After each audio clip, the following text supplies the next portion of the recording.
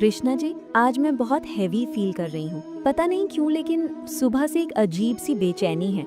असलियत में पता है क्या हुआ? मेरी एक सहेली का रिजल्ट आया, उसने कॉलेज में टॉप किया और मैं जेन्युइनली खुश होना चाहती थी उसके लिए, सीधा दिल से। लेकिन अंदर से कुछ अलग था, एक टीस थी, एक सवाल था, मैं क्यों नहीं? और तब से मैं अपने आप से बहुत शर्मिंदा हूँ, क्योंकि वो मेरी दोस्त है, उसकी खुशी मुझे खुश करनी चाहिए थी। क्या मैं बुरी इंसान हूँ कृष्णा जी? मीरा, जो तुमने अभी शेयर किया ये बहुत हिम्मत की बात है, क्योंकि ज्यादातर लोग ये फीलिंग अंदर ही दबा देते हैं, कभी मान नहीं पाते कि उन्हें भी ऐसा लगता है। तुम मान रही हो, ये खुद में एक बड़ी बात है। और इस सवाल का जवाब सीधा दे देता हूँ, नहीं, तुम बुरी इंसान नहीं हो। तुम्हारे अंदर जो टीस आई वो तुम्हारी दोस्त से नहीं आई, वो तुम्हारे अपने अंदर से आई। वो एक सिग्नल था, एक ऐसी जगह का जो अभी भी कुछ चाहती है, कुछ पाना चाहती है। ये जेलसी नहीं थी मीरा, ये तुम्हारी अपनी अनफुलफिल्ड लॉन्गिंग थी। दोनों में बहुत फर्क होता है। लेकिन कृष्णा जी, ये फीलिंग तो रोज आती है, सिर्फ आज नहीं। जब भी किसी का अच्छा होता है, किसी की पोस्टिंग, किसी की एंगेजमेंट, किसी की इंटर्नशिप, मेरे मन में पहले वो टीस आती है, फिर गिल्ट आता है कि ये क्यों फील किया मैंने। ये साइकिल रोज चलता है। इंस्टाग्राम खोलता हूँ तो और भी ज्यादा होता है, सब कितने अच्छे लग रहे हैं, कितने सेट लग रहे हैं, और मैं फील करती हूँ जैसे मैं पीछे हूँ, जैसे सबकी जिंदगी ट्रैक पर है और मेरी नहीं। मीहा, एक बात बताओ, जो तुमने अभी कहा सब कितने सेट लग रहे हैं, ये लग रहे हैं का मतलब समझ रही हो ना? लग रहे हैं, दिखते हैं। जो तुम देख रही हो वो उनकी पूरी जिंदगी नहीं है। वो एक carefully selected, carefully filtered, carefully timed moment है जो उन्होंने दुनिया को दिखाने के लिए चुना है। उनके रोने के दिन नहीं दिखते, उनकी नींद नहीं आने की रातें नहीं दिखती, उनके अपने दर नहीं दिखते। तुम अपनी पूरी अनफिल्टर्ड रियल जिंदगी को उनके बेस्ट मोमेंट से कंपेयर कर रही हो। ये कंपैरिजन फेयर ही नहीं है मीरा। ये एक ऐसी रेस है जिसमें तुम एक ही शुरू से हारी हो, क्योंकि रेस ही गलत सेट की गई है। ये सुन के थोड़ा रिलीफ मिला कृष्णा जी, लेकिन प्रैक्टिकली मैं इंस्टाग्राम डिलीट भी नहीं कर सकती। वो मेरे काम का हिस्सा है, और रियल लाइफ में भी तो होता है। क्लास में रिजल्ट्स आते हैं, घर में रिलेटिव्स बोलते हैं, देखो फलां की बेटी को कितना अच्छा कर रही है। ये सब तो नहीं बंद होगा ना? तो मैं क्या करूं? मीरा, कंपैरिजन करना बंद करना जरूरी नहीं है, क्योंकि ये पॉसिबल भी नहीं है। मन का स्वभाव ही है कि वो कंपेयर करता है। गीता ये नहीं कहती कि अपनी आंखें बंद कर लो दुनिया से। गीता कहती है अपना दृष्टि बदलो। जो चीज़ बदलनी है वो ये नहीं कि तुम क्या देखती हो, जो चीज़ बदलनी है वो ये है कि तुम किसके साथ कंपेयर करती हो। अभी तुम क्या कर रही हो? तुम अपने आप को दूसरों से कंपेयर कर रही हो, और इसका नतीजा होता है या तो तुम छोटी लगती हो अपने आप को, या तुम जेलस होती हो। दोनों में तुम हारती हो। लेकिन एक और तरह का कंपैरिजन होता है जो तुम्हारा दोस्त है। वो है आज की मीरा की तुलना कल की मीरा से करना। सिर्फ इतना पूछो खुद से, क्या आज मैं कल से कुछ बेहतर हूँ? क्या कुछ सीखा, कुछ ग्रो किया? अगर हाँ, तो तुम सही रास्ते पर हो, चाहे पूरी दुनिया आगे निकली हो। कृष्णा जी, ये बात बहुत अच्छी लगी, कल की मीरा से कंपेयर करो। लेकिन एक चीज जो मुझे बहुत ज्यादा अफेक्ट करती है वो है रिलेटिव्स। जब मामा के घर जाती हूँ तो गारंटीड कोई ना कोई बोलेगा, तेरी उम्र में फलां ने ये कर लिया, तुमने क्या किया, या देखो उसकी सैलरी कितनी है। ये सब सुन के जेन्युइनली बहुत बुरा लगता है, और तब मन करता है कि अपने आप को कुछ प्रूव कर दो, लेकिन पता नहीं किसको और क्यों। मीरा, रिलेटिव्स जो ये कंपैरिजन करते हैं उनके बारे में एक चीज समझ लो, वो ज्यादातर तुम्हें हर्ट करने के लिए ये नहीं कहते। उनका तरीका बिल्कुल गलत है, लेकिन उनकी नीयत ऑफन यही होती है कि तुम अच्छा करो, तुम आगे बढ़ो। प्रॉब्लम यह है कि उन्होंने प्यार करने का एक बहुत अनहेल्दी तरीका सीखा है। कंपैरिजन उनका टूल है कंसर्न दिखाने का, लेकिन तुम्हारा काम यह है कि तुम उनके टूल को अपना दर्द मत बनने दो।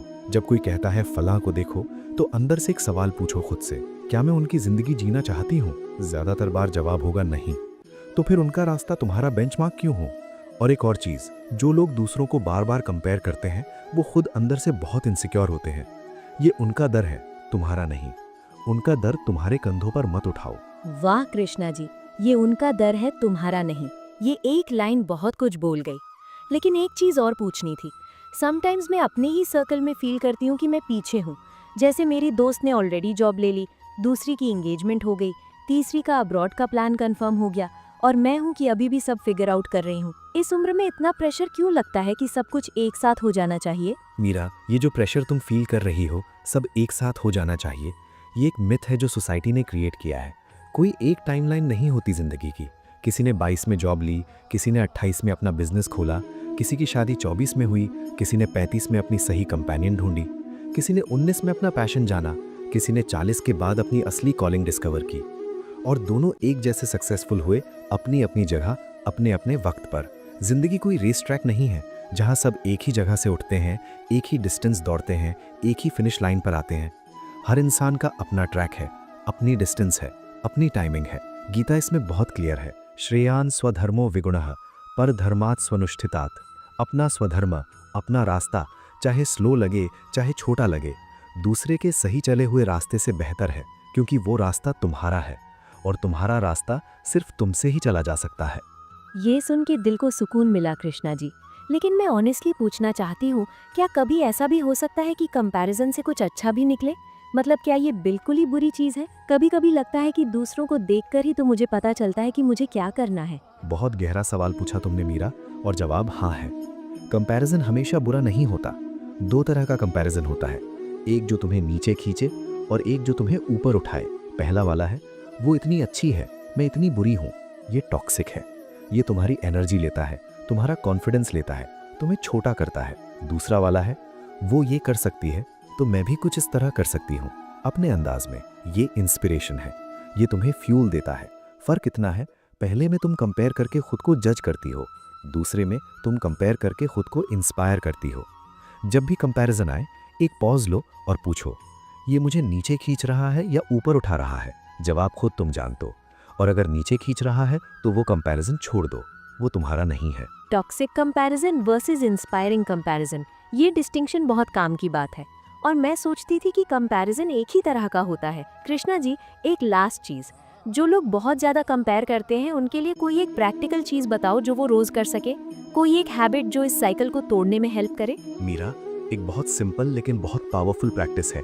रोज रात को सोने से पहले सिर्फ 3 चीजें लिखो। पहली, आज तुमने क्या किया जो कल से बेहतर था, कुछ भी, छोटा या बड़ा। दूसरी, आज क्या एक चीज सीखी। तीसरी, कल के लिए एक चीज जिस पर फोकस करोगी। बस इतना। ये प्रैक्टिस क्या करती है, ये तुम्हारा ध्यान दूसरों की जिंदगी से हटाकर तुम्हारी अपनी प्रोग्रेस पर लाती है। रोज रात को तुम देखोगी कि तुम्हारी अपनी जिंदगी में कुछ हो रहा है, कुछ ग्रो हो रहा है, और ये देखकर जो सेटिस्फैक्शन मिलेगी वो किसी का भी इंस्टाग्राम पोस्ट नहीं दे सकता। और एक और बात, जब भी किसी को देखकर कंपैरिजन आए, उसके लिए जेन्युइनली एक बार दुआ करो। मन में कहो, इन्हें और खुशी मिले। ये सुनने में अजीब लगता है, लेकिन ये काम करता है, क्योंकि जब हम दिल से किसी के लिए अच्छा चाहते हैं, तब जेलसी की जगह नहीं बचती अंदर, और तुम फ्री होती हो अपनी जिंदगी जीने के लिए। कृष्णा जी, आज बहुत कुछ क्लियर हुआ, तो समराइज करती हूँ। 1, कंपैरिजन रोक नहीं सकते, लेकिन उसका डायरेक्शन बदल सकते हैं। दूसरों से नहीं, खुद से कंपेयर करो। 2, सोशल मीडिया सिर्फ हाईलाइट रील है, दूसरों की पूरी जिंदगी नहीं। 3, रिलेटिव्स का कंपैरिजन उनका डर है, मेरा नहीं। 4, कोई एक टाइमलाइन नहीं होती, अपना रास्ता अपनी स्पीड से चलाओ। 5, कंपैरिजन 2 तरह का होता है, टॉक्सिक और इंस्पायरिंग। पहचान के पहला छोड़ दो, दूसरा लो। और 6, रोज रात को अपनी प्रोग्रेस नोट करो और दूसरों के लिए दुआ करो। सही है ना? बिल्कुल सही मीरा। और इन सब के साथ एक चीज और याद रखो, जो लोग अपनी रेस में होते हैं, जो लोग अपने काम में डूबे होते हैं, वो दूसरों को कंपेयर करने में वक्त नहीं लगाते। जब तुम जेन्युइनली अपनी जिंदगी में बिजी होती हो, अपने सपनों में, अपने काम में, अपनी ग्रोथ में, तब दूसरों का सक्सेस तुम्हें थ्रेट नहीं लगता, वो इंस्पिरेशन लगता है। इसीलिए सबसे बड़ा इलाज कंपैरिजन का ये है, अपनी अपनी जिंदगी इतनी भर दो कि दूसरों की जिंदगी देखने का वक्त ही ना रहे। और मीरा, जो तुम आज यहाँ आई, जो तुमने ये सवाल पूछा, जो तुमने इतनी ऑनेस्टली अपनी फीलिंग शेयर की, ये तुम्हारी स्ट्रेंथ है, ये तुम्हारी सेंसिटिविटी है। इसे खो मत, इसे अपनी सुपर पावर बनाओ।